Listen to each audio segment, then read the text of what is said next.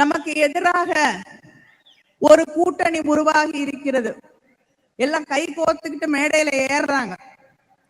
BJP AIADMK தலைமையிலான கூட்டணி இல்ல, பிஜேபி தலைமையிலான கூட்டணி.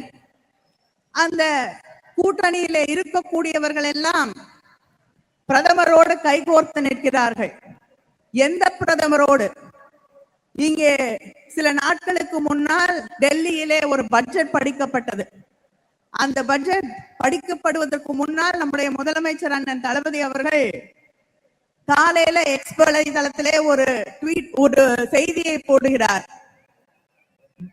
தேர்தல் வருது, அதனாலேயாவது இந்த பட்ஜெட்ல தமிழ்நாட்டுக்கு ஏதாவது தருவாங்கன்னு நினைக்கிறேன்.